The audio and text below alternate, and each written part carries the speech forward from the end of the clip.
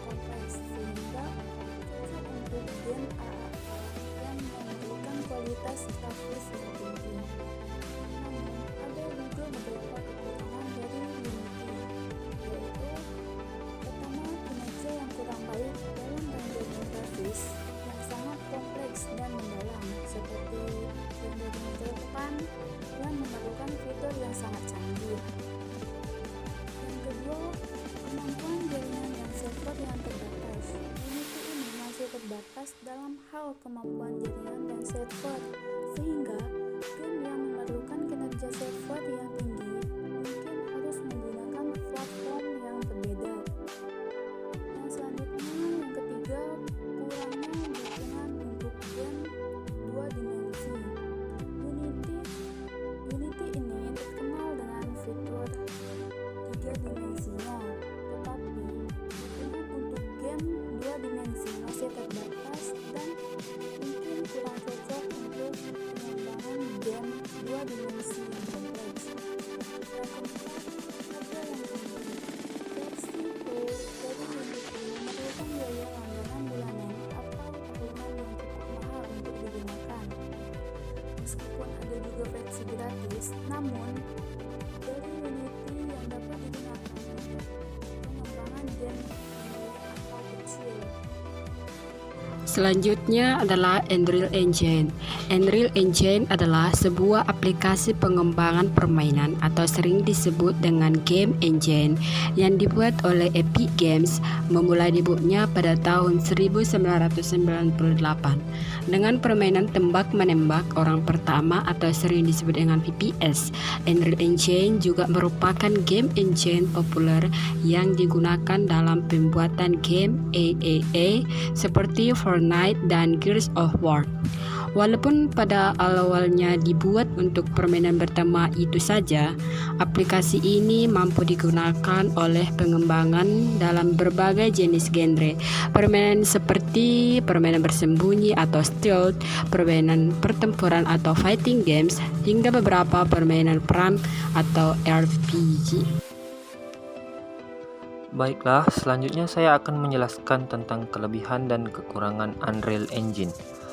Adapun kelebihannya yaitu yang pertama, kinerja yang sangat baik. Yang kedua, dukungan untuk game 2D dan 3D. Yang ketiga, blueprint visual scripting. Yang keempat, komunitas besar dan aktif. Yang kelima, marketplace. Dan kekurangannya yaitu yang pertama, antarmuka yang kompleks. Yang kedua, kurangnya dukungan untuk platform selain PC dan konsol. Yang ketiga, ukuran file yang besar. Yang keempat, biaya lisensi yang tinggi. Dan yang terakhir, kompleksitas optimasi dan debugging. Hingga CryEngine. CryEngine adalah mesin yang hadir pada Mei 2002, dikembangkan oleh pengembangan game Crytek. Makna CryEngine yang sesungguhnya adalah game engine dengan gebrakan besar-besaran pada keseluruhan fiturnya. Selain itu, CryEngine memiliki keunikan sendiri yaitu pencahayaan yang bagus untuk memudahkan para gamers dalam melihat musuh atau garis finish, dan kualitas suara yang jernih hingga tidak memerlukan speaker besar.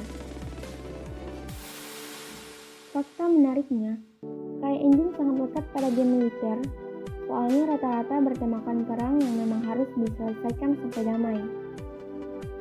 Contoh game yang memerlukan atau menggunakan CryEngine adalah Homefront, The Revolution, Francis Crisis, Far Cry, Crysis, Deliverance, dan Warface. Berikut adalah beberapa fitur dan kelebihan dari CryEngine. Yang pertama, kinerja grafis yang luar biasa. CryEngine terkenal dengan kualitas grafis yang sangat tinggi dan realistis, dengan kemampuan untuk menangani grafis yang sangat kompleks dan mendalam, sehingga sangat cocok untuk game dengan visual yang memukau. Yang kedua, dukungan untuk game 3D. CryEngine fokus pada pengembangan game 3D dengan dukungan yang sangat baik untuk rendering lingkungan, tekstur, dan cahaya yang realistis. Yang ketiga, komunitas besar dan aktif. CryEngine memiliki komunitas yang besar dan aktif dengan dukungan untuk pengembangan game yang mencari sumber daya, tutorial, dan dukungan teknis. 4. Mudah disesuaikan.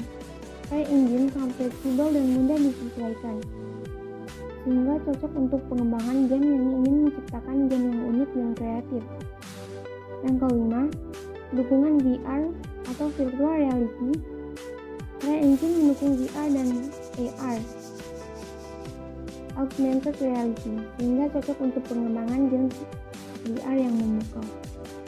Namun, ada juga beberapa kekurangan dari CryEngine, seperti yang pertama, antarmuka yang kompleks. Maksudnya, CryEngine memiliki antarmuka yang kompleks dan memerlukan waktu untuk mempelajari fitur dan alatnya. Yang kedua, kurangnya dukungan untuk platform selain PC, di mana CryEngine lebih banyak digunakan untuk pengembangan game PC daripada platform lain seperti konsol dan mobile. Yang ketiga, biaya lisensi yang tinggi.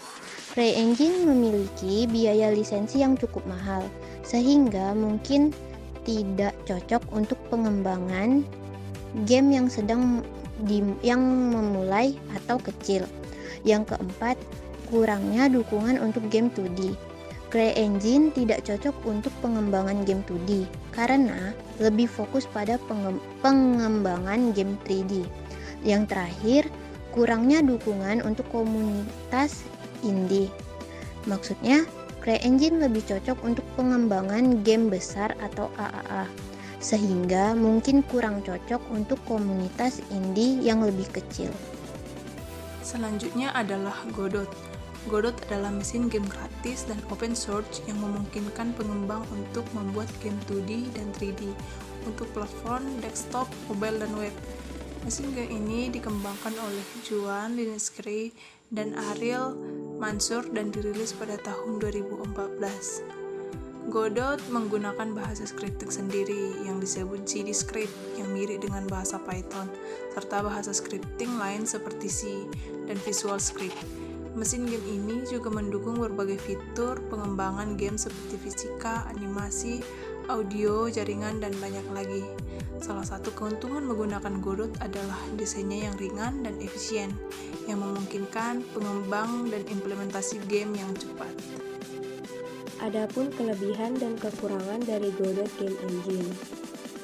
Kelebihan pada Godot Game Engine diantaranya yang pertama, gratis dan open source. Godot gratis dan open source sehingga mudah diakses dan digunakan oleh siapa saja yang ingin membuat game. Yang kedua, desain yang ringan dan efisien. Godot ini dirancang dengan desain yang ringan dan efisien sehingga memungkinkan pengembangan game yang cepat dan mudah. Yang ketiga, dukungan untuk berbagai platform.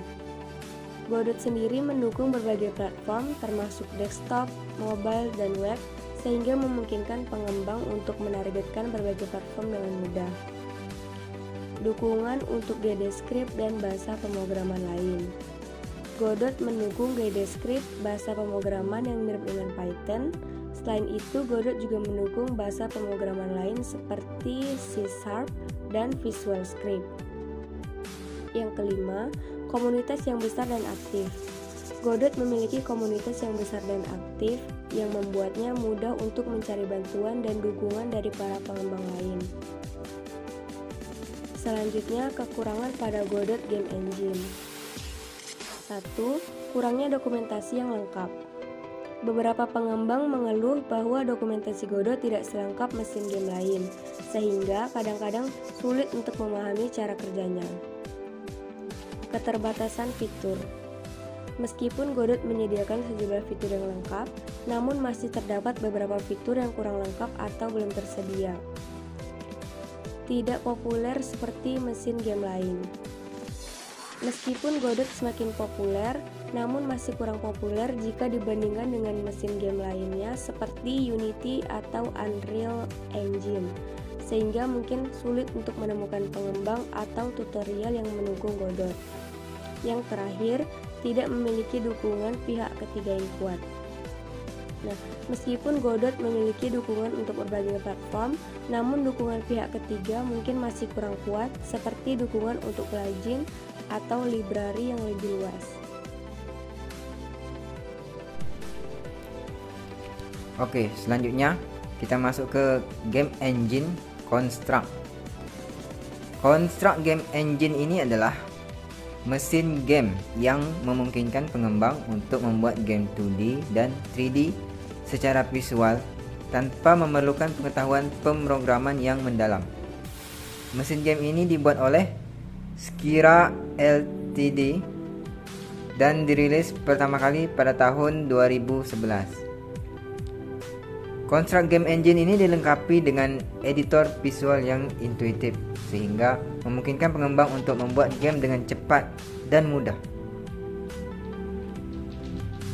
Construct ini memungkinkan pengembang untuk membuat game dengan drag and drop, serta memberikan akses ke sejumlah fitur seperti fisika, animasi, audio, dan banyak lagi. Salah satu fitur unik dari Construct Game adalah Construct Game Engine ini, yaitu adanya event system. Event system ini memungkinkan pengembang untuk menentukan aksi yang akan terjadi ketika suatu event tertentu terjadi, seperti saat objek bertabrakan atau saat tombol keyboard ditekan. Fitur ini memudahkan pengembang untuk membuat game yang interaktif dan dinamis tanpa harus menulis kode secara manual. Berikut adalah beberapa kelebihan dan kekurangan dari Construct Game. Yang pertama, kita bahas kelebihannya dulu. Untuk kelebihan dari Construct Game ini, 1. Mudah digunakan. Construct Game dirancang dengan tampilan visual yang mudah digunakan, sehingga memungkinkan pengembang game yang tidak memiliki pengetahuan pemrograman mendalam untuk membuat game dengan cepat dan mudah. Kemudian, event system. Construct Game ini memiliki event system yang memudahkan pengembang untuk menentukan aksi yang akan terjadi ketika suatu event tertentu terjadi. Berikutnya, kelebihan selanjutnya adalah cocok untuk game 2D. Construct memiliki fitur yang kuat untuk membuat game 2D, sehingga cocok untuk pengembangan game dengan genre 2D. Kelebihan selanjutnya, dukungan untuk ekspor game ke berbagai platform. Construct mendukung ekspor game ke berbagai platform seperti desktop, mobile, dan web, sehingga memudahkan pengembang untuk menargetkan game ke berbagai platform. Nah, selanjutnya kita bahas kekurangan dari Construct Game Engine. Yang pertama, Construct Game Engine tidak cocok untuk game 3D yang kompleks. Meskipun Construct memiliki dukungan untuk game 3D, namun tidak cocok untuk membuat game 3D yang kompleks dengan banyak fitur atau gameplay yang rumit. Kekurangan berikutnya, tidak mendukung bahasa pemrograman karena Construct didesain sebagai mesin game visual. Pengembang tidak dapat menulis kode dengan bahasa pemrograman yang mereka inginkan. Sebagai gantinya, mereka harus menggunakan bahasa scripting yang ditawarkan oleh Construct. Kemudian, kurangnya dokumentasi. Terkadang pengembang mengalami kesulitan dalam menemukan dokumentasi yang lengkap untuk berbagai fitur Construct yang lebih kompleks.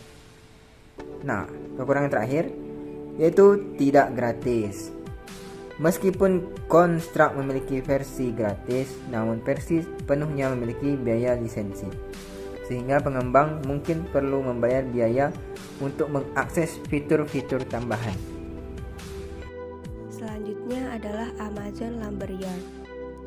Lumberyard diluncurkan pada 9 Februari 2016 dan diaktifkan pada 14 Maret di tahun tersebut. Teknologinya didasarkan pada CryEngine, namun Amazon meningkatkan banyak fitur CryEngine dan menambahkan yang lain termasuk kode jaringan double helix. Pada tahun 2019, mereka telah merilis pembaruan besar, meningkatkan arsitektur mesin, dan mengeluarkan editor animasi Emotion FX untuk memungkinkan pengguna membuat simulasi animasi dinamis. Amazon Lumberyard merupakan game engine yang dibuat berdasarkan CryEngine, tetapi sekarang Amazon Lumberyard sudah berdiri kokoh di atas kakinya sendiri setelah secara bertahap meninggalkan dari CryEngine. Sejak rilis awal, 70% dari basis kode asli telah dirombak, kata Amazon baru-baru ini. Mesin tersebut masih dalam versi beta dan iterasi terbaru 1.26 dirilis pada Oktober 2020. Nah, Amazon Lumberyard adalah game engine 3D lintas platform sehingga dapat dipakai PlayStation 4, Xbox One, Windows, Linux, iOS, dan Android secara gratis. Dalam game ini, Amazon menyertakan editor serta fitur-fitur canggih lainnya seperti editor script canvas, editor animasi, mode pratinjau FR, asset processor, real-time gameplay editing, fur shader, modular games, dan masih banyak lagi. Selain itu, game engine Lumberyard terhubung ke cloud public AWS, di mana cloud ini bagus untuk pemain online dan terintegrasi secara natif dengan switch untuk interaksi dalam game. Lumberyard juga dikenal karena dukungannya untuk game multi pemain. Selain itu, ia memberikan dukungan asli yang baik untuk C++. Berikut adalah beberapa kelebihan dan kekurangan dari Amazon Lumberyard Game Engine. Kelebihan Amazon Lumberyard. Yang pertama, Lumberyard sangat fleksibel, di mana Lumberyard mampu menghasilkan game AAA dengan grafis 3D fidelitas tinggi, yang membuatnya cocok untuk proyek besar. Yang kedua, Lumberyard unggul dalam permainan yang membutuhkan banyak layanan, di mana game engine dari Amazon ini menyediakan ekosistem yang kuat dari alat dan layanan online yang terintegrasi dengan mulus, menjadikannya pilihan yang baik untuk game cloud atau judul dengan komponen sosial. Yang ketiga, Lumberyard memiliki alat ramah pemula. Maksudnya, Lumberyard menggunakan teknologi script canvas yang merupakan script visual kuat untuk desainer game. Hal ini memungkinkan siapapun untuk membuat prototipe atau memberikan logika permainan tanpa harus mempelajari bahasa script, dan bahkan bisa menyelesaikan mekanika game tanpa dukungan kode apapun. Yang keempat, Amazon Lumberyard dapat digunakan secara gratis. Jika Anda tidak membutuhkan komponen online, itu akan sepenuhnya gratis atau royalty, dan Anda bahkan tidak memerlukan akun AWS. Yang terakhir, upgrade Amazon Lumberyard mudah diterapkan. Di sini maksudnya integrasi versi Lumberyard yang lebih baru sangat mudah, yang merupakan keuntungan yang tidak dapat disangkal untuk mesin yang masih dalam versi beta dan mendapat pembaruan rutin. Arsitektur Lumberyard memungkinkan pengembang untuk memperluas mesin injeksi berat ke dalam kode itu sendiri. Kekurangan Amazon Lumberyard. Yang pertama, Lumberyard tidak dimaksudkan untuk proyek sederhana. Lalu yang kedua, Lumberyard tidak memiliki banyak sumber daya online. Maksudnya, karena basis penggunaannya yang lebih kecil dibandingkan dengan Unity atau Unreal, Lumberyard tidak memiliki banyak saluran tempat Anda dapat menemukan bantuan dan dokumentasi. Ketika Anda menemukan sumber daya, mereka mungkin menjadi usang dengan cukup cepat. Yang terakhir, Amazon Lumberyard belum sepenuhnya matang.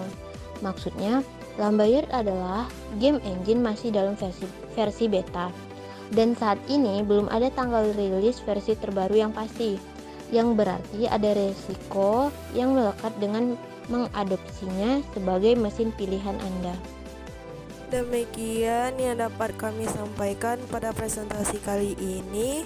Kami tutup dengan wassalamualaikum warahmatullahi wabarakatuh.